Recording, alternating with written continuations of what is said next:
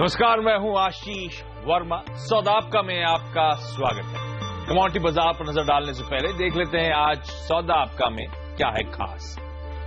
सौदा आपका में सबसे पहले रोज की तरह कमोडिटी बाजार की ओपनिंग पे डिटेल्स और शुरुआत में ही कमाई के बेहतरीन टिप्स जिगर पंडित और आस्था जैन जुड़ेंगे हमारे साथ। इसके बाद जोरदार कमाई का तत्काल ट्रेड आइडिया 10:10 के आसपास इस समय की टॉप ट्रेडिंग बेट होगी वो। अप्रैल रिलीज के पहले दिन सिमी भौमिक की हम जानेंगे आज की निफ्टी स्ट्रैटेजी और साथ साथ सिमी की top trading ideas. Bharat wire की लिस्टिंग अब से कुछ ही देर बाद एग्जैक्ट 10 बजे होगी।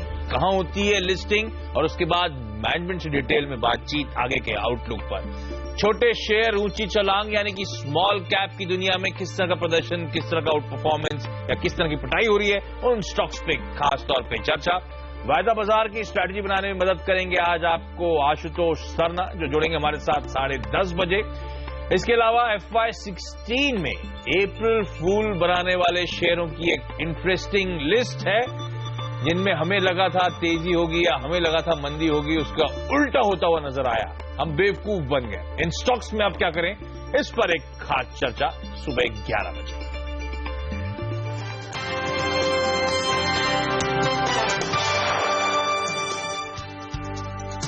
लेकिन चलिए पहले रुख कमोडिटी बाजार पर। अमेरिका में आज नॉन फार्म पेरोल डेटा आने वाला है और इससे पहले कमोडिटी मार्केट नर्वस जोन में है। अंतर्राष्ट्रीय बाजार में गिरावट का रुख है। इसका दाम $1230 के नीचे आ गया है। वहीं एक रिपोर्ट में कहा गया है कि भारत और चीन समेत पूरी दुनिया में सोने की मांग घट रही है। खास तौर से मार्च तिमाही में भारत में सोने की मांग करीब 65% गिर गई है। ज्वेलर्स की हड़ताल की वजह से मांग में कमी आई है। ऐसे में आगे चलकर सोने की कीमतों पर दबाव बढ़ सकता है और इससे जल्द ही $1200 के नीचे आने का अनुमान है। इस बीच कच्चे तेल में भी गिरावट आई है। अंतर्राष्ट्रीय बाजार में करीब 0.25% नीचे कारोबार हो रहा है। हालांकि दबाव के बावजूद ब्रेंट का दाम $40 के ऊपर है। भारत में इस साल चीनी का उत्पादन करीब 5% घट गया है। इस्मा के मुताबिक मार्च तक करीब 237 लाख टन ही चीनी का उत्पादन हो सका है, जो पिछले साल के करीब 11 लाख टन से कहीं कम है। ऐसे में देखते हैं आज घरेलू कमोडिटी मार्केट्स की ओपनिंग किस तरह होती है। लेकिन पहले आपकी स्क्रीन पर भारत वायर रोप जो IPO आया था उसकी आज लिस्टिंग होने वाली है। 40 से 45 रुपए के प्राइस बैंड था, उसके ऊपरी स्तरों 45 रुपए पे इशू प्राइस रखा गया था और आपकी स्क्रीन पर वो लिस्टिंग आई किन लेवल्स के आसपास होती है। ध्यान रखिए, बहुत ठंडा रिस्पांस मिला था। महज 1.25 गुना ही IPO सब्सक्राइब हुआ था। 1.21 टाइम्स के आसपास का सब्सक्रिप्शन हुआ था और भारत वायर रोप्स की 5% अपने इशू प्राइस से ऊपर 47 रुपए के आसपास लिस्टिंग होती हुई, तो 45 से 2.25 रुपए के आसपास का उछाल। तो एटलीस्ट कहना चाहिए प्रीमियम पे ये लिस्टिंग होती हुई अच्छा बाजार का मूड है शायद इस समय, उसका फायदा। तो 5% अपने इशू प्राइस 45 रुपए से ऊपर इस समय कामकाज होता हुआ और इस कंपनी की लिस्टिंग हुई है 47 के लेवल्स पे। 47 के लेवल्स पे ध्यान रखें, इसका मार्केट कैप अंदाजन करीब 210 करोड़ रुपए का होगा इस समय। तो ये आज की नई लिस्टिंग। इस मैनेजमेंट से बातचीत करेंगे। ये कंपनी वायर, रोप्स और वायर्स वगैरह बनाने का काम करती है। 12,000 MTPA की कैपेसिटी और ये जो पैसा जुटा है, अपनी क्षमता एक्चुअली कंपनी 3 गुना करना चाहती है। तो मैनेजमेंट से जानेंगे आगे की फाइनेंशियल ट्रेजेक्टरी क्या है। लेकिन अब कमोडिटी मार्केट्स की ओपनिंग पे फोकस कर लीजिए एक बार। सबसे पहले कच्चा तेल आपकी स्क्रीन पे आना चाहिए। देख लीजिए वहां पे किस तरह का रुझान देखने को मिल रहा है। अंतर्राष्ट्रीय मार्केट्स में अर्ली एशियन ट्रेड्स में कच्चा तेल कुछ नरमी के साथ शुरुआत करी है। 0.5% के आसपास का दबाव है और भारतीय बाजारों में तो 2% की कमजोरी के साथ कच्चे तेल में शुरुआत होती हुई। ध्यान रखें, ओवर सप्लाई को लेकर जो लगातार चिंताएं बनी हुई है वो दिक्कत की बात, और डॉलर में जो मजबूती आई है वो दबाव बना रही है इस समय कच्चे तेल पर। और सबकी नजरें ओपेक नॉन ओपेक की जो दोहा में इस महीने बैठक होने वाली है उस पर बनी हुई है। प्रोडक्शन कट या प्रोडक्शन फ्रीज क्या होता है, ईरान क्या सहमति देता है, इन सब पे नजरें। नेचुरल गैस अंतर्राष्ट्रीय बाजार में एकदम ठंडी हल्के हरे निशान के साथ कामकाज कर रही है। भारतीय बाजार में 0.5% का उछाल, 70 पैसे ऊपर 130 रुपए 60 पैसे के लेवल्स पर यहां पे शुरुआती कामकाज। सोना आपकी स्क्रीन पर आएगा और कुछ अटकता हुआ नजर आ रहा है अंतर्राष्ट्रीय बाजारों में। सोने में 1/4%, चांदी में 0.5% का दबाव, लेकिन भारतीय बाजारों में 21 रुपए की हल्के हरे निशान के साथ कहना चाहिए शुरुआत होती हुई। सोना ध्यान रखें $1230 प्रति आउंस के ऊपर, हालांकि इंटरनेशनल मार्केट्स में अभी भी कामकाज कर रहा है। और ये जब बीता क्वार्टर यानी कि जनवरी से लेकर मार्च का पीरियड मैं कल भी हाईलाइट कर दूं, एक बार फिर से बताना चाहूंगा आपको, अब वो क्योंकि क्लोजिंग नंबर्स आ चुके हैं। 16% का जंप सोने में हमने देखा है एक तिमाही में आता हुआ, जो 1986 के बाद सबसे बेहतरीन क्वार्टर है एक क्वार्टर के परफॉर्मेंस के लिहाज से। तो 30 सालों में सबसे बेहतर क्वार्टर डिलीवर करा है सोने ने। और आज सबसे इंपॉर्टेंट है यूएस में एम्प्लॉयमेंट रिपोर्ट जो आने वाली है, नॉन फार्म पेरोल्स का जो डेटा आने वाला है, सबकी नजरें उस पर है। इसलिए आप देख रहे हैं कमोडिटी मार्केट में कुछ नर्वसनेस के साथ कामकाज होता हुआ। बेस मेटल्स आपकी स्क्रीन पर, कॉपर 30 पैसे ऊपर खुलता हुआ 321.55 रुपए के लेवल्स पर इस समय ट्रेड्स आ रहे हैं। इसके अलावा बाकी बेस मेटल्स में क्या रुझान है वो आपकी स्क्रीन पर आता रहेगा। कॉपर इंटरनेशनल मार्केट्स में आज एशिया में शुरुआती कामकाज में 1/4% के आसपास की बढ़त के साथ कामकाज करता हुआ। बाकी की डिटेल्स आपकी स्क्रीन पर आएंगी, लेकिन ध्यान रखें आज करेंसी मार्केट्स बंद है, रुपए में कामकाज नहीं हो रहा है क्योंकि आज फाइनेंशियल ईयर का पहला दिन है, आज बैंक हॉलिडे है और आज करेंसी मार्केट्स बंद है। एग्री कमोडिटीज आपकी स्क्रीन पर, मस्टर्ड सीड 0.5% ऊपर, सोया ऑयल में हम देख रहे हैं ऑलमोस्ट पौन से 1% की मजबूती के साथ शुरुआत होती हुई। क्रूड पाम ऑयल में 2/3% का उछाल, 3-3.5 रुपए की मजबूती। चने में 6 रुपए का दबाव, 45.16 के लेवल्स पर शुरुआत होती हुई। बार्ली 1/3% से ज्यादा का दबाव, हल्दी में 1/4% का उछाल, 20 रुपए ऊपर शुरुआती कामकाज होता हुआ। जीरे में 5 रुपए की नरमी, तो कल के क्लोजिंग लेवल्स के आसपास शुरुआत होती हुई। चीनी 1/3% का दबाव दिखा रही है, 12 रुपए की कमजोरी है इस कमोडिटी में। वीट में एकदम सपाट 1 रुपए की हल्की मजबूती, कल के क्लोजिंग लेवल से यानी कि 1 रुपए ऊपर, 1566 के लेवल्स पर इस समय कामकाज। लेकिन चलिए हमारे साथ शेर खान के जिगर पंडित और हेम सिक्योरिटीज की आस्था जैन जुड़ रही हैं। आप दोनों का ही स्वागत है सीएनबीसी आवाज पर। जिगर, सबसे पहले तो सोना आज नॉन फार्म पेरोल डेटा आना है और बीता क्वार्टर बड़ा स्ट्रांग रहा है, अभी भी $1230 के ऊपर इंटरनेशनल मार्केट में होल्ड कर रहा है। क्या लगता है सर, और लेग्स हैं और मोमेंटम आएगा, खरीदारी कर लूं, या आज थोड़ा नर्वसनेस के साथ कामकाज होगा, इंट्राडे में शायद बिकवाली के मौके मिलने वाले हैं? जी, overall medium to long term अगर देखेंगे तो गोल्ड में डेफिनेटली एक बुलिश ट्रेंड है। नीचे के लेवल पे काफी अच्छा सपोर्ट मिल रहा है और उसका मेजर कारण वही है कि जो सबसे ग्लोबल इकोनॉमी नहीं चल रही है, यूएस का इंटरेस्ट रेट बढ़ने की जो अभी लास्ट वीक में जो एफओएमसी की जो अनाउंसमेंट आई थी, वो भी इंडिकेशन आ रही है कि शायद जुलाई अगस्त तक पोस्टपोन हो सकती है।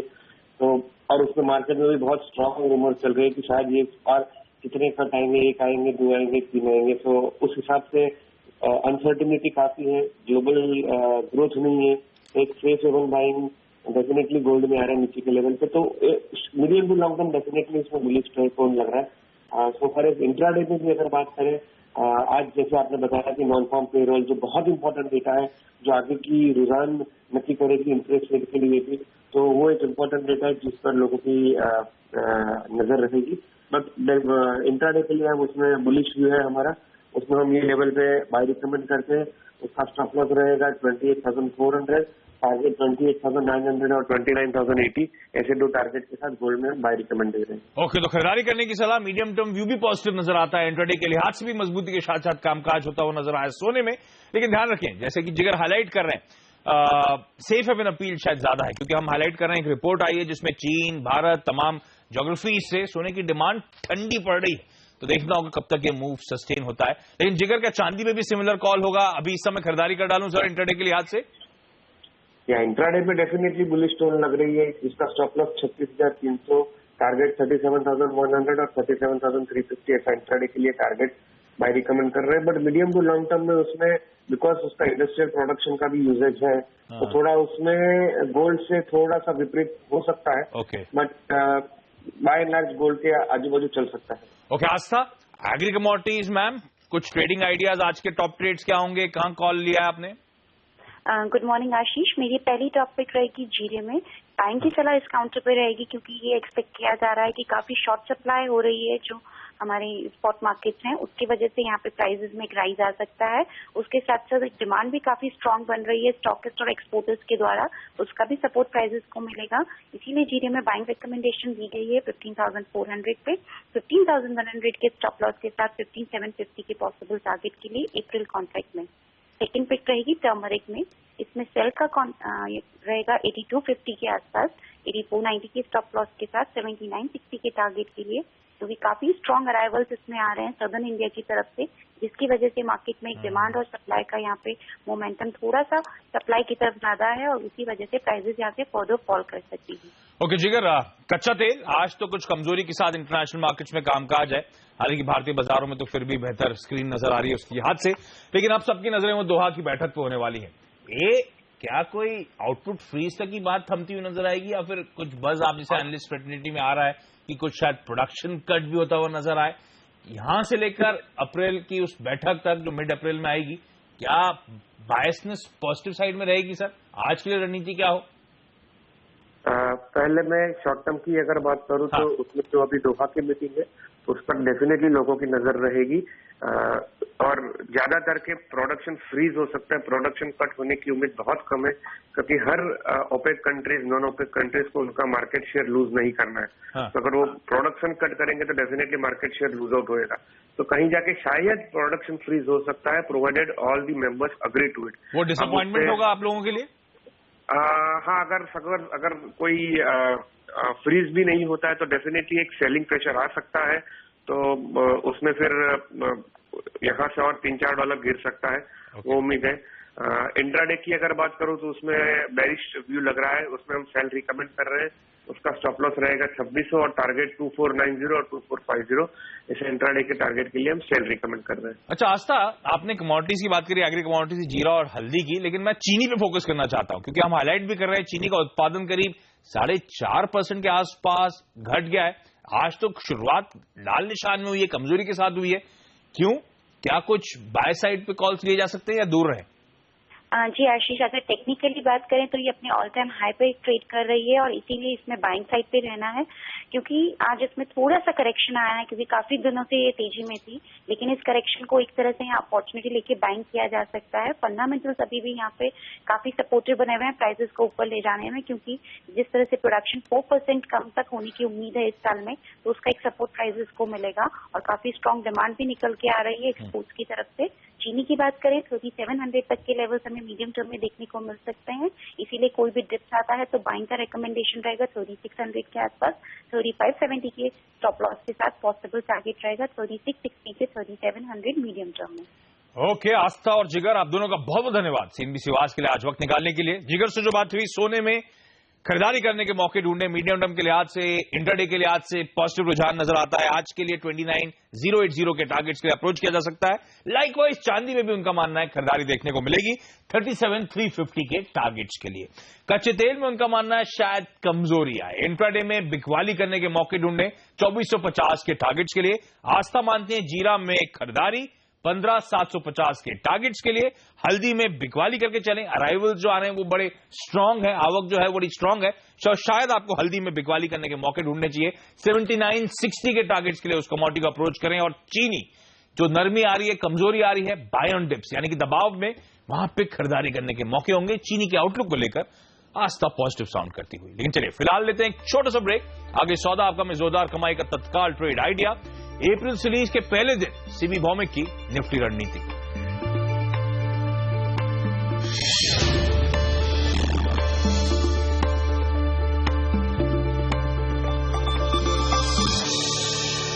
ब्रेक के बाद आपका स्वागत है और बाजार की बात करें उससे पहले आपको बता दें मौजूदा हालात में वो ट्रेडिंग आइडिया जिसमें आप जोरदार कमाई कर सकते हैं। वक्त है तत्काल ट्रेड आइडिया का।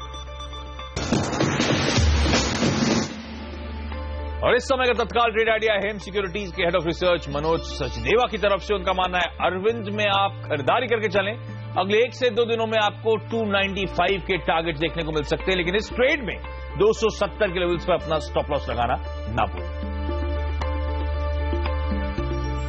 और चलिए क्विकली इंडियन मार्केट्स का एक चेक ले लीजिए।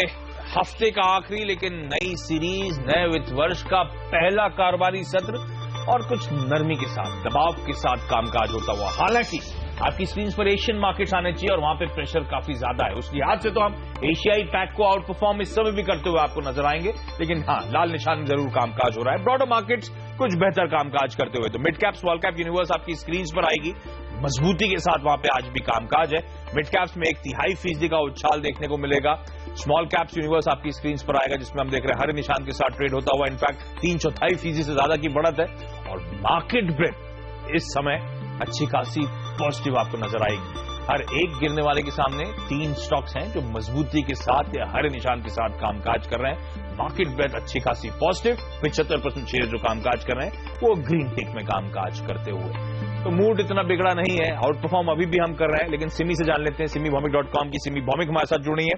सिमी, मूड बिगड़ा नहीं है, खरीदारी करने के मौके इस नई सीरीज में एटलीस्ट क्रेडिट पॉलिसी जो मंगलवार को आने वाली है तब तक क्या हिम्मत कर डालूं मैम? जी बिल्कुल आशीष, गुड मॉर्निंग। हिम्मत तो बिल्कुल करनी चाहिए क्योंकि मार्केट में अच्छा ब्रेकआउट आया है और उसके बाद मार्केट मेंटेन भी कर रहा है। हाँ, 7775 एक क्रूशियल हार्डल है जो कि निफ्टी का 200 डेमा भी उसी के आसपास है और उसमें मार्केट थोड़ा सा मतलब सप्लाई प्रेशर फेस कर रहा है, पर मुझे लगता है कि बहुत जल्दी वो मतलब क्रॉस हो जाएगा और नीचे 7700 7690 के आसपास सपोर्ट है, वो सपोर्ट नहीं टूटेगा तो खरीदारी करना ही पड़ेगा। आज के दिन के लिए मैंने स्टॉप लॉस 7670 का रखा है। अगर वो स्टॉप लॉस नहीं टूटता है तो मैं मंडे के लिए भी कैरी करूंगी और मेरा टारगेट पहला टारगेट 7775 का ही है क्योंकि वो पहला पड़ाव है। जैसे मैंने कहा है कि निफ्टी का 200 डेमा उसी के आसपास है। अगर वो लेवल क्रॉस होगा तो मंडे तक 7820 का टारगेट भी मैं एक्सपेक्ट कर रही हूँ। ओके, तो पॉजिटिव बायसनेस कंटिन्यू होगी खरीदारी करने के मौके। सिमी चार्ट्स को लेकर कॉन्फिडेंट। इस सीरीज में सबसे इंपॉर्टेंट इवेंट अपफ्रंट ये आएगा मंगलवार को जब क्रेडिट पॉलिसी का अनाउंसमेंट होगा। मोटा मोटी 25 बेसिस पॉइंट्स, 1/4% ब्याज दरों में कटौती तो बाजार प्राइस इन करके चल रहा है। लेकिन फेड के बयानों के बाद, हाल फिलहाल के डेटा पॉइंट्स के बाद क्या 50 बेसिस पॉइंट डिलीवर कर देंगे गवर्नर साहब? गेसवर्क है और वही शायद मोमेंटम लाएगा या फिर उसी के चलते फिजल आउट होगी ये रैली। लेकिन इस समय एक ब्रेकिंग न्यूज आपकी स्क्रीन पे लगातार आती रहेगी। हमने शुरुआत में भी हाईलाइट करा था कि आज ज्योमेट्रिक सॉफ्टवेयर के बोर्ड की बैठक है स्ट्रैटेजिक ऑप्शंस पे वर्कआउट करने के लिए और सूत्र हमें बता रहे हैं कि HCL टेक्नोलॉजीज के बोर्ड ने तो शायद इसको औपचारिक रूप से मंजूरी दे दी है। खबर क्या है? HCL टेक्नोलॉजीज कहा जा रहा है कि ज्योमेट्रिक सॉफ्ट को शायद एक्वायर करती हुई नजर आएगी। ये डील हालांकि कहा जा रहा है $200 मिलियन के आसपास ज्योमेट्रिक के वैल्यूएशंस हैं, उससे कुछ डिस्काउंट पे होती हुई नजर आएगी। इसीलिए ज्योमेट्रिक का स्टॉक आपकी स्क्रीन पर आज की ट्रेडिंग सेशन में 3-3.5% के दबाव के साथ कामकाज करता हुआ। इस कंपनी ज्योमेट्रिक सॉफ्टवेयर में 38% स्टेक प्रमोटर्स के पास है, जिसमें से 31% गोदरेज ग्रुप का है, गोदरेज बॉयस और गोदरेज इन्वेस्टमेंट्स के पास है। बाकी मनु परपरिया जो कि इस कंपनी के एमडी है उनके और उनके परिवार के पास है। HCL टेक गोदरेज ग्रुप का जो 31% स्टेक है वो शायद एक्वायर करती हुई नजर आए और उसके बाद एक ओपन ऑफर आता हुआ नजर आएगा। इंपॉर्टेंट होगा किस मूल्यांकन पे, किस वैल्यूएशन पे, किस भाव पे ये डील होती है, वो सबकी नजरें उस पर होंगी।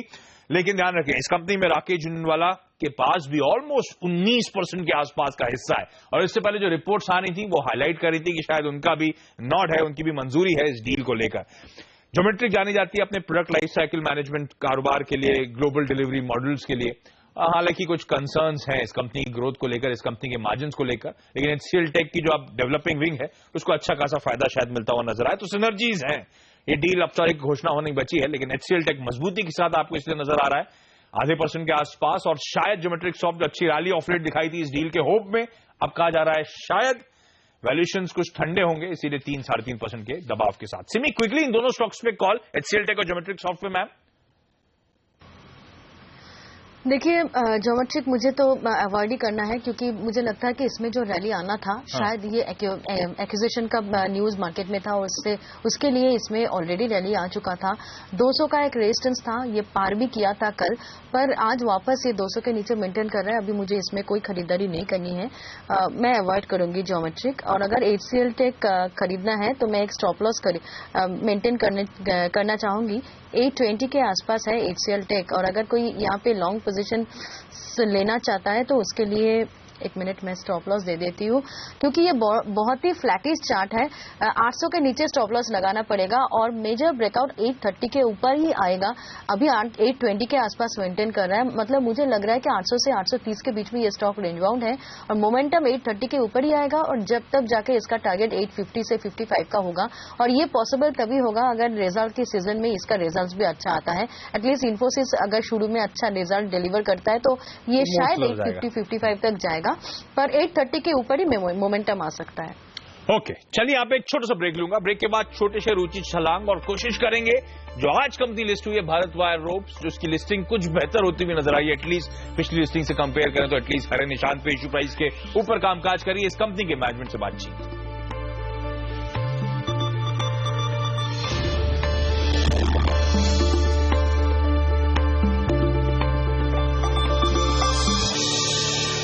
ब्रेक के बाद आपका स्वागत है। और अब छोटे शेयर ऊंची छलांग, यानी कि स्मॉल कैप की दुनिया में क्या चल रहा है। सबसे पहले आपकी स्क्रीन पर स्मॉल कैप इंडेक्स आएगा।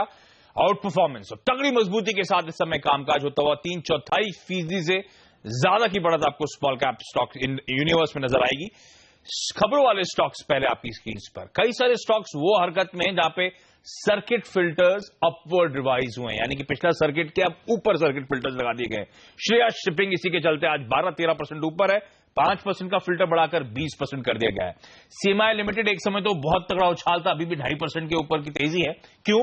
31 से मार्च से आपको याद होगा 31 कंपनी सस्पेंड कर दी गई थी बीएसई में ट्रेडिंग से, इसको टेम्परेरी रिलीफ मिली है दिल्ली हाई कोर्ट की तरफ से। आईवीआरसीएल दबाव में, और दबाव में इसीलिए क्योंकि वो कोलकाता ब्रिज का जो कोलैप्स हुआ है, दुखद हादसा जो हुआ है, उसके बाद से ऑब्वियस स्टॉक प्रेशर में। सर्किट फिल्टर में बदलाव के चलते तमाम स्टॉक्स शुगर स्पेस के आज तगड़ा उछाल दिखाते हुए, इंफ्रा स्पेस में उछाल है। जेपी इंफ्रा उस डील को कंक्लूड करने में लैंड डील हो गई है बैंक्स के साथ। अरविंद इंफ्रा में सर्किट फिल्टर रिवाइज हुआ है। रैमकी इंफ्रा 5% उछाल के साथ कामकाज कर रहा है। लेकिन इस समय फोकस में वो कंपनी जिसका आईपीओ ने आज प्राइमरी मार्केट से सेकेंडरी मार्केट्स में डेब्यू करा है, भारत वायर रोप्स। इस कंपनी के मैनेजमेंट से अब हम बातचीत करेंगे। पहले वो स्टॉक आपकी स्क्रीन पे आना चाहिए। 45 रुपए का इश्यू प्राइस था और देख लीजिए किस लेवल्स पे इस समय कामकाज होता हुआ। 4-5% के प्रीमियम के साथ इसकी शुरुआत हुई थी। इस कंपनी के एमडी मिस्टर एमएल मित्तल हमारे साथ जुड़ चुके हैं। मित्तल साहब, स्वागत है सीएनबीसी आवाज पर सर। कांग्रेचुलेशंस, बेहतर लिस्टिंग होती हुई नजर आई है कंपनी की। लेकिन आपसे जब आईपीओ आया था, जब आप इशू लेकर आए थे, तब भी वही कंसर्न्स थे, वो थे फाइनेंशियल परफॉर्मेंस को लेकर सर। अब आप डिटेल में आगे के आउटलुक पे हमसे बातचीत कर सकते हैं। 12,000 एमटीपी की कैपेसिटी मौजूदा है आपके पास, फाइनेंशियल ट्रैजेक्टरी यहां से कैसी रहेगी, और ये जो एक्सेस कैपेसिटीज लगा रहे हैं कब तक ऑन स्ट्रीम आएंगी, और फिर फाइनेंशियल में किस तरह का इंप्रूवमेंट होगा? आपकी आवाज नहीं आ रही है मित्तल साहब, आप मेरे को सुन पा रहे हैं? हाँ, अभी सुन पा रहा हूं। मित्तल साहब, पहले तो वही सवाल जो जब हम लोग पहले बात कर रहे थे, जब आपका इशू आया था, वो था फाइनेंशियल्स को लेकर कुछ कंसर्न्स जो है। अभी 12,000 एमटीपी की क्षमता है, कुछ फाइनेंशियल्स प्रॉफिटेबिलिटी ठंडी है इस कंपनी की, तो इस समय ट्रेजेक्टरी क्या रहने वाली है? क्योंकि अब आउटलुक पे आप खासतौर पे बातचीत कर सकते हैं, क्षमता आप 3 गुनी करने वाले हैं, तो वो कब तक कमीशन होगी, उससे फाइनेंशियल्स पे किस हद तक इंप्रूवमेंट देखने को मिलेगा?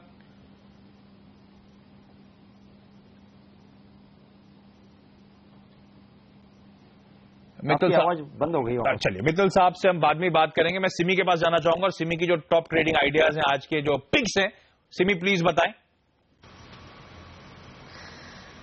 आशीष, 2 स्टॉक मेरा रडार में है। एक ऑलरेडी चल चुका है, इसलिए यहाँ पे देना थोड़ा सा मतलब मैं थोड़ा सा टेंशन में हूँ, क्योंकि जब मैंने कॉल जनरेट किया था तब 73 का था, और सिर्फ ₹1 का स्टॉप लॉस था मेरा 72 का, तो मैंने 10 पैसा नीचे 71.90 के नीचे स्टॉप लगा के मैंने मेरे क्लाइंटों को बाई दिया था। उसका टारगेट से अचीव हो चुका है, पर अभी मुझे लगता है कि इसमें जो मोमेंटम है, इस मोमेंटम में ये स्टॉक 78 तक भी जा सकता है, तो उसको भी मैं अभी भी मेंटेन करूंगी। स्टॉप लॉस हालांकि अभी 74.50 के नीचे रखना पड़ेगा, और ये स्टॉक 78 तक जा सकता है, एटलीस्ट डे हाई को क्रॉस करेगा ऐसा लगता है, क्योंकि ये स्टॉक मेंटेन भी कर रहा है 75-50 के ऊपर। तो ये मेरा पहला स्टॉक होगा जो मेरा रडार में है। और मेरा दूसरा स्टॉक होगा भारत फोर्ज, जिसमें मुझे लगता है कि एक अच्छा रिकवरी नीचे का लेवल से दिखा गया है कल का सेशन में, और आज भी ये स्टॉक अभी ऊपर से नीचे आ चुका है, पर ये कहीं ना कहीं मुझे लगता है कि 870-865 के ऊपर अगर ये स्टॉक मेंटेन करेगा तो ये वापस 890 से 95 तक जा सकता है। ये जो टारगेट मैंने दिया है वो अगर आज कंप्लीट नहीं होगा तो मैं ये स्टॉक को मंडे के लिए कैरी करूंगी, और मुझे ये स्टॉक होल्ड करके रखना है 860 के नीचे स्टॉक। तो भारत फोर्ज और एचडीआईएल दोनों में खरीदारी करने की सलाह। यहाँ पे एक छोटा सा ब्रेक लेंगे, ब्रेक के बाद एफएनओ बाजार की स्ट्रैटेजी लेकर आएंगे हमारे मार्केट सेनेटर अनिल सिंह भी। सिमी तो हमारे साथ जुड़ी हुई है, साथ से एक और मार्केट एक्सपर्ट आशुतोष सरना जुड़ेंगे, और भारत वायर रोप्स के मैनेजमेंट से भी बातचीत इस ब्रेक में।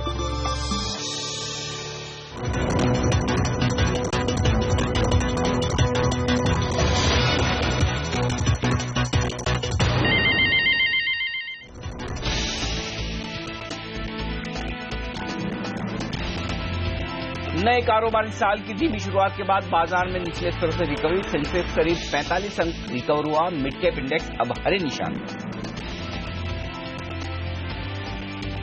आईएसएमए के मुताबिक चीनी का उत्पादन करीब 5% घटा। शुगर शेयरों में दमदार तेजी।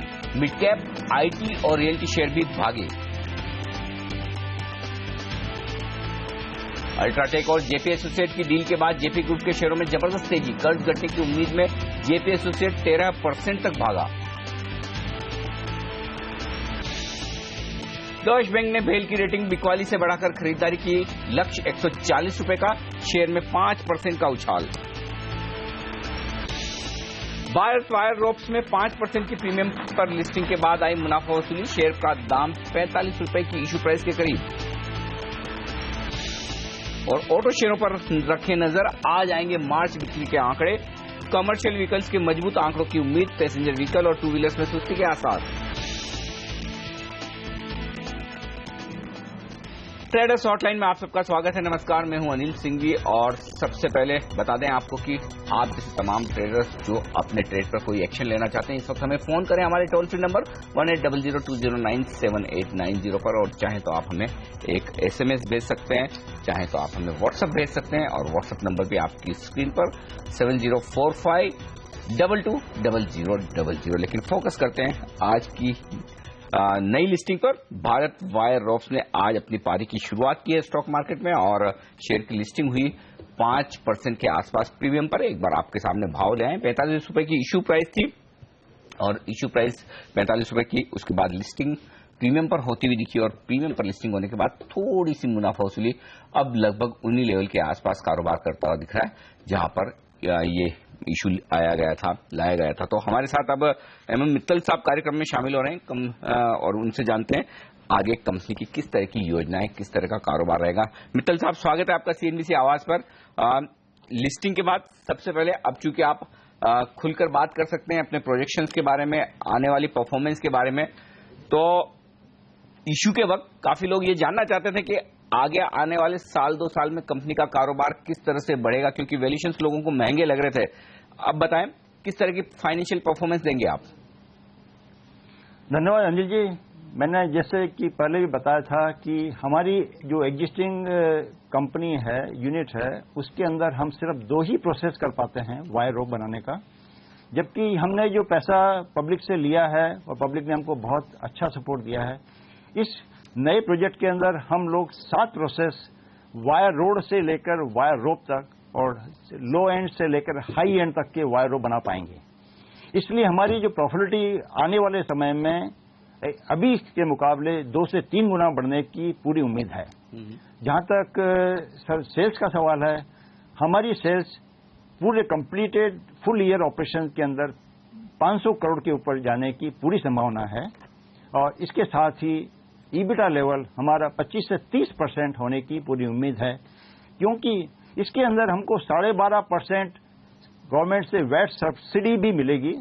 हमने ये प्रोजेक्ट लगाया है 40 गांव में, जहां पर गवर्नमेंट ऑफ महाराष्ट्र का 9.3% electricity duty exemption, 12.5% VAT refund, up to 450 to 500 crore capital से लिंक कर रखा है उन्होंने, और 5 साल में भी ले सकते हैं इसको, मैक्सिमम हमारा 12 साल का इसमें पीरियड है। इसके अलावा हम हाई एंड रोप बनाएंगे जो अभी तक इंडिया में इंपोर्ट हो रहे हैं, उनकी प्राइस नॉर्मल रोप से 2 से 3 गुना होती है। हम इसी रोप को एक्सपोर्ट भी करेंगे, उसके अंदर हमको काफी मुनाफा होने की उम्मीद है। और आपको मालूम, लास्ट टाइम भी बताया था, ये एक हाई टेक इंजीनियरिंग प्रोडक्ट है।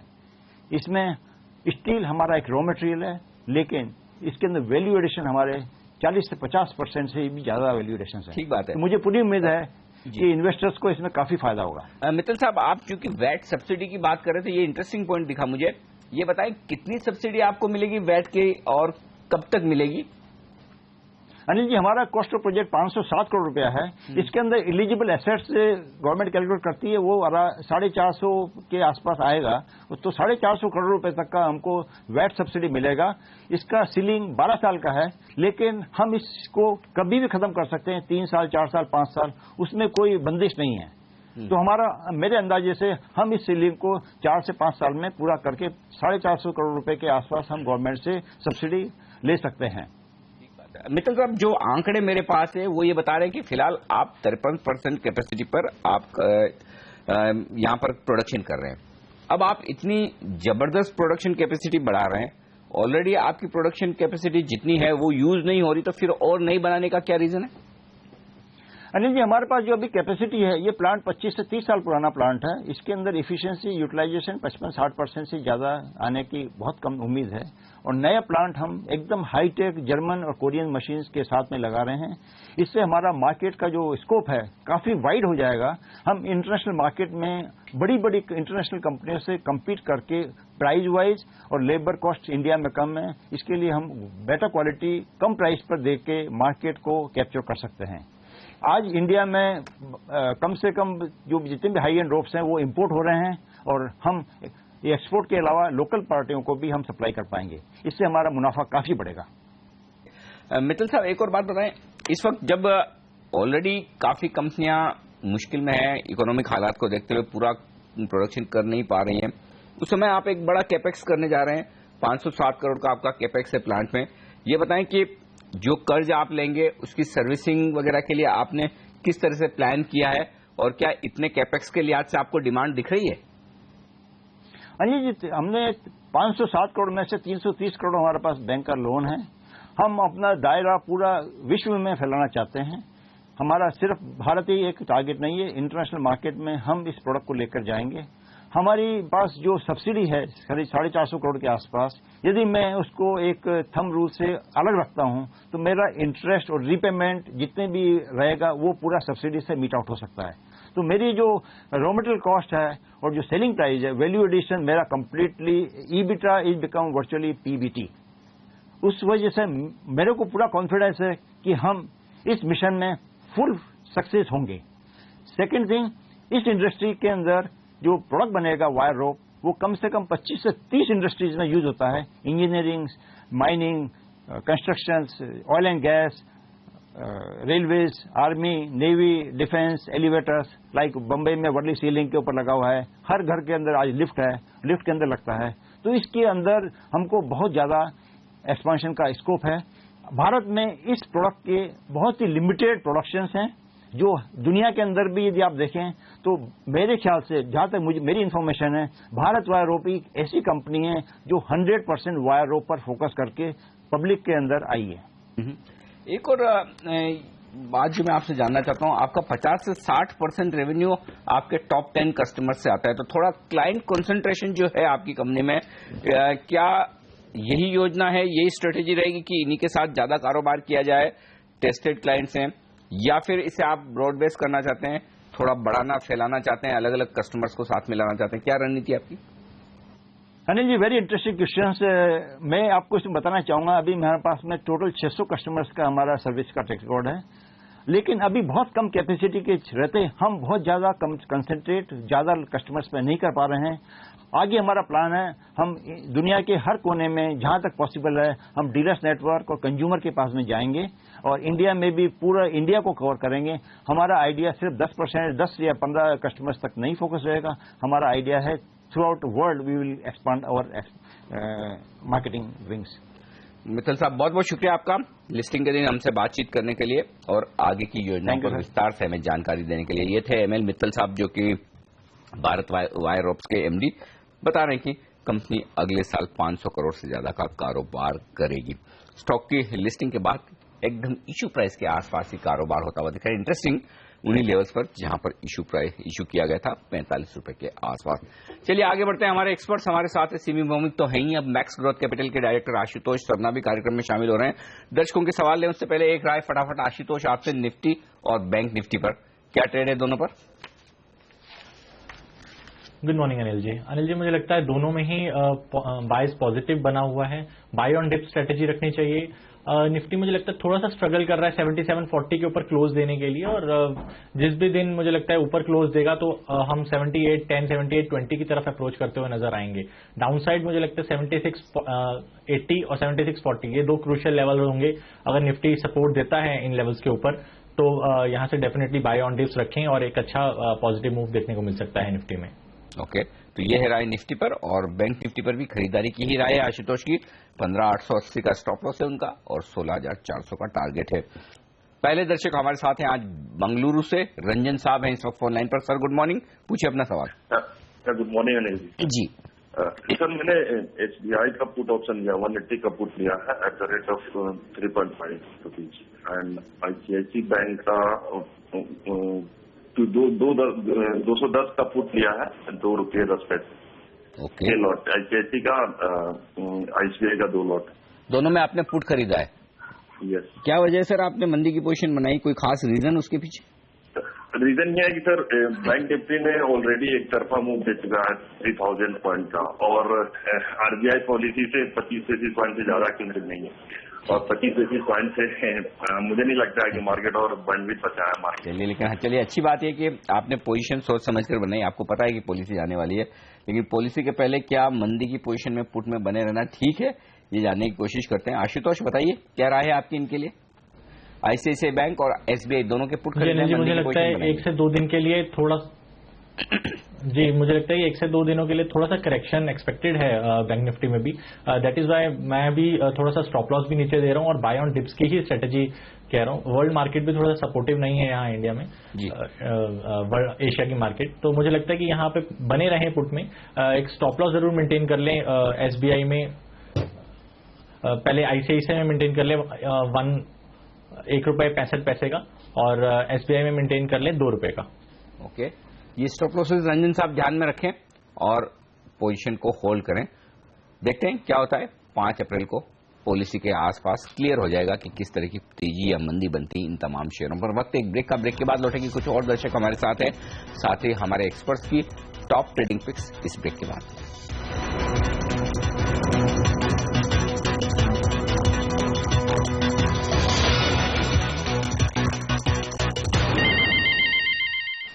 सत्तर अंक नीचे सेंसेक्स और निफ्टी पर नुकसान 25 अंकों का। हमारे अगले दर्शक हैं दिल्ली से हमारे साथ सुनील, लेते हैं उनका सवाल। सुनील जी पूछिए, क्या जानना चाहते हैं? अनिल जी गुड मॉर्निंग, दिल्ली से सुनील बोल रहा हूँ। जी सर। मेरा सवाल ये है कि अशोक लेलैंड का फ्यूचर में अप्रैल सीरीज का एक लॉट लूं? अच्छा, खरीदना चाहते हैं नया? जी हाँ। चलिए पूछ लेते हैं। सिमी जी तो पर्सपेक्टिव से अनिल जी, मतलब लॉन्ग टर्म होल्ड करने के लिए और इंट्राडे के लिए। चलिए दोनों तरीके से आपको चार्ट्स पर राय दे देते हैं। सिमी हमारे साथ है। सिमी, अशोक लेलैंड थोड़ा पोजिशनल ट्रेड भी करना चाहते हैं और इंट्राडे के लिहाज से भी, आप दोनों तरीके से इन्हें सलाह दें। देखिए अनिल जी, इंट्राडे के लिए अगर होल्ड करना है तो एक स्टॉप लॉस डे लो के नीचे लगाना ही पड़ेगा, क्योंकि डे लो तो मिनिमम सपोर्ट है जहां पे हम लोग का स्टॉप मेंटेन करना ही है। इंट्राडे का चार्ट भी काफी स्ट्रांग लगता है और कल का जो हाई था उससे ऊपर ही मेंटेन कर रहा है ऑलमोस्ट फुल डे, तो मुझे लग रहा है कि उनको होल्ड करना चाहिए। ये स्टॉक 110 के आसपास जा सकता है, इनफैक्ट 110 से 111 का टारगेट है मेरा आज के लिए, हो सकता है आज अचीव हो जाए। शॉर्ट टर्म का टारगेट जो नजरिया है ये भी काफी स्ट्रांग है इस स्टॉक का। मुझे लगता है इस बार इस रैली में ये स्टॉक 115 से 120 का लेवल तो जरूर जाएगा। आपको स्टॉप लॉस मेंटेन करना पड़ेगा अकॉर्डिंगली। 104 के नीचे या 103 के नीचे स्टॉप लॉस मेंटेन करके होल्ड कीजिए। मुझे लगता है कि आपको 120 तक का रैली देखने को मिल सकता है बहुत ही शॉर्ट टर्म में। ओके, तो ये राय है आपके लिए दोनों ही तरीके से ट्रेड करने के लिए। सुनील जी, लेवल्स आपने नोट कर लिए होंगे। मुरैना से हमारे अगले दर्शक है श्याम जी, और लेते हैं उनका सवाल। सर नमस्कार, पूछिए। सर नमस्कार जी। सर ये कह रहा था मैं कि अपना जिंदल स्टील एंड पावर है 45 का कॉल सीरीज का, और ₹2.45 पे लिया हुआ है। एक सर निफ्टी का भी है, 65 का है, 45 का नहीं, 65 का। 45 रुपए भाव मत करो सर, बहुत नुकसान हो जाएगा आपको। 65 रुपए का कॉल खरीदा, 65 ना? हाँ। और क्या जानना चाहते हैं बताइए। और सर निफ्टी का कॉल है अपना 8000 का। निफ्टी का 8000 का कॉल है, क्या भाव में लिया है? 40 रुपए में। ये निफ्टी पे तो हमारे दोनों एक्सपर्ट की राय तेजी की थी। आशुतोष ने भी कहा कि खरीदिए, सिमी भी कह रही खरीदिए, तो निफ्टी में तो आप होल्ड रखें। मंगलवार को पॉलिसी के आसपास एक बार रिव्यू कर लें या फिर तब राय ले लीजिएगा, पूछ लीजिएगा फिर से। जेएसपीएल पर आपको राय दिला देता हूं, जिंदाल स्टील पर। आशुतोष 65 रुपए का कॉल खरीदा है इन्होंने, ₹2.45 के आसपास। चाहे तो आप फ्यूचर्स या कैश के हिसाब से इन्हें स्टॉप लॉस और टारगेट दे दें। जी अनिल जी, इनफैक्ट मेरे कुछ स्टॉक्स में से ये भी एक स्टॉक है जिंदल स्टील। मैंने इसी में ही राय दी है 58 पे स्टॉप लॉस रख के बाइंग करने की, और मुझे लगता है ऊपर की तरफ 63.30 65 के आसपास का टारगेट अप्रोच कर सकता है। तो इनका एक कॉल लिया हुआ काफी अच्छी कॉल है। मुझे लगता है यहाँ पे 90 पैसे का स्टॉप लॉस मेंटेन करें और होल्ड रखें। इसमें ऊपर की तरफ इनको 4.5-5 रुपए के आसपास मिलने की उम्मीद है। चलिए श्याम जी, आपका तो काम हो गया। दोनों हमारे एक्सपर्ट निफ्टी पर पॉजिटिव राय रख रहे हैं, आप जेएसपीएल पे पूछ रहे थे और वो जेएसपीएल का फ्यूचर खरीदने की राय ऑलरेडी दी आशुतोष ने। तो फ्यूचर के ये लेवल्स देखिए आपकी स्क्रीन पर हैं। तो अगर आप कॉल खरीद कर बैठे तो इन लेवल्स को ध्यान में रखें स्टॉप लॉस और टारगेट के लिहाज से, और उसके बाद आप एक बार फिर से चाहें तो राय ले सकते हैं हमारे एक्सपर्ट से। अहमदाबाद से हमारे अगले दर्शक हमारे साथ हैं इस वक्त राजेश, और ले लें उनका सवाल भी। राजेश जी गुड मॉर्निंग, पूछिए अपना सवाल। Good morning sir. जी सर, मैंने कोल इंडिया का कॉल लिया है 300 का। अच्छा, क्या प्राइस वाला लिया है? 9 रुपए में। 9 रुपए में 300 रुपए का कॉल खरीदा है आपने? हो जी सर। ठीक बात है, अभी पूछ लेते हैं सिमी, तेजी की पोजीशन बनाई है कोल इंडिया में, चार्ट पे क्या सिचुएशन है इसकी? देखिए कोल इंडिया में मैं तो अवॉइड ही करने के लिए कहूंगी, क्योंकि मुझे ये स्टॉक, ये चार्ट खराब लगता है और हो सकता है ये स्टॉक 300 के नीचे अगर मेंटेन करता रहे तो इसमें वीकनेस मेंटेन होगा। मैं तेजी की पोजीशन सजेस्ट नहीं करूंगी। अच्छा राजेश जी, देखिए तेजी की पोजीशन के लिए मना करनी है, चार्ट थोड़े कमजोर है, नुकसान थोड़ा हो रहा है आपको, 9 रुपए वाला 5 हो गया। थोड़ा देखकर, बाजार का मूड ठीक ठाक है तो थोड़ा ऊपर आए तो निकल जाइएगा, मत रखिए इसको। ये राय है सिमी की। ब्रेक का वक्त है और ब्रेक के बाद हमारे कुछ और दर्शक सवाल पूछना चाहते हैं। मेरे पास कुछ अच्छी पिक्स भी हैं हमारे एक्सपर्ट्स की, बताऊंगा आपको इस ब्रेक के बाद।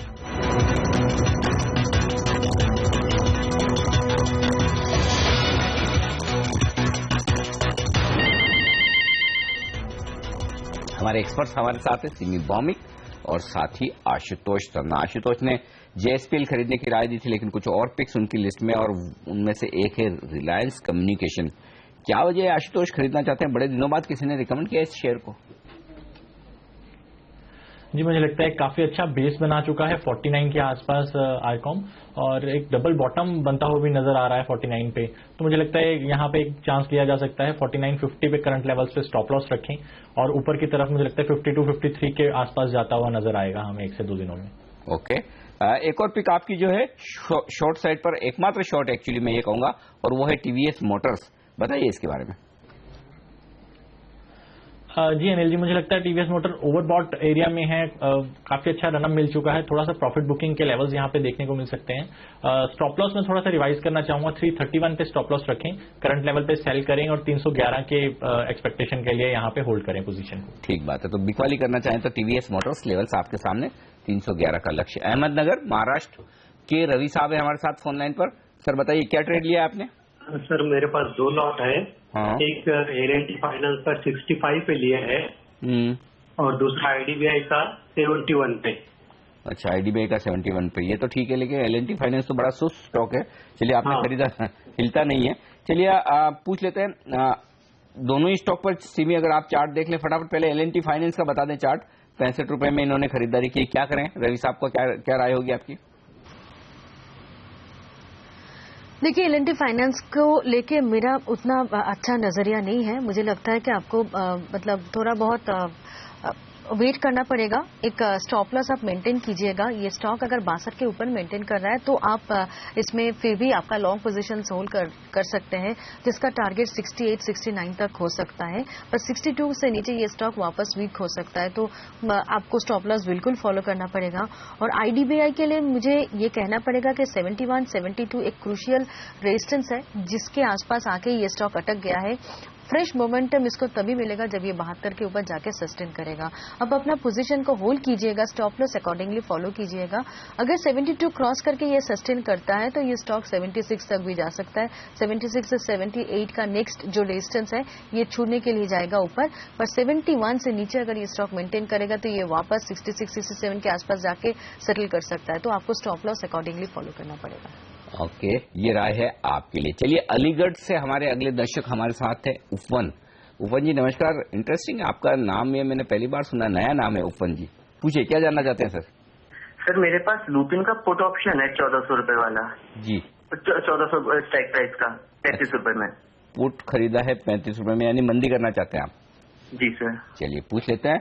आशुतोष बताएं लुपिन के चार्ट, क्या लेवल अहम है इनके लिए? पुट खरीदा इन्होंने, मंदी की पोजीशन बनाई। जी अनिल जी, हमने 2 दिन पहले इसमें स्टॉक में न्यूज सुनी थी, तो थोड़ा सा वहां पे बॉटम लगा था 1295 का। तो मुझे लगता है कि अच्छी वी शेप रिकवरी देखने को मिली है उन लेवल्स के आसपास। मुझे नहीं लगता कि दोबारा उन लेवल्स को छूने की कोशिश करेगा, और क्योंकि इन्होंने in the money he strike price पे पुट बाय करी है 1400 के आसपास, तो थोड़ा सा होल्ड करके रख सकते हैं इसमें। 25 रुपए के आसपास का स्टॉप लॉस मेंटेन करें और होल्ड रखें, और कुछ भी यहाँ पे बॉटम कुछ भी इनको नीचे अगर ल्यूपिन मिले तो मेरी राय तो ज्यादा होगी कि निकल ही जाएं। ठीक बात है। दिल्ली से हमारे अगले दर्शक है विवेक, और उनका लेते हैं सवाल। Vivek ji, good morning. Good morning sir. मेरा सवाल है कि मैंने टाटा पावर का 3 लॉट लिए हैं मैंने। एयरटेल सीरीज की कॉल ऑप्शन लिए है, स्ट्राइक प्राइस 75.3 पैसे में। 75 पैसे में आपने टाटा पावर के 3 लॉट का कॉल खरीदा है। 75 रुपए का कॉल ऑप्शन खरीदा है 30 पैसे में, ठीक है ना।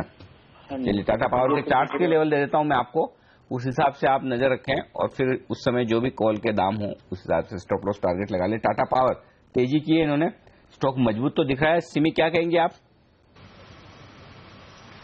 देखिए, टाटा पावर के लिए अनिल जी मुझे ये कहना पड़ेगा कि 66, 67 ये एक पड़ाव है जिसको पार करना पड़ेगा। अगर ये स्टॉक उस रेंज को क्रॉस कर सकता है तो इसमें फ्रेश मोमेंटम आएगा, और तेजी इसमें कल से ही है, इसमें मोमेंटम है, आज भी मेंटेन हो रहा है, और स्टॉप लॉस अकॉर्डिंगली फॉलो करना पड़ेगा। मुझे लगता है कि फ्रेश मोमेंटम 67 को क्रॉस करने के बाद ही आ सकता है। फिलहाल स्टॉप लॉस मेंटेन करके अपना पोजीशन को होल्ड कीजिए।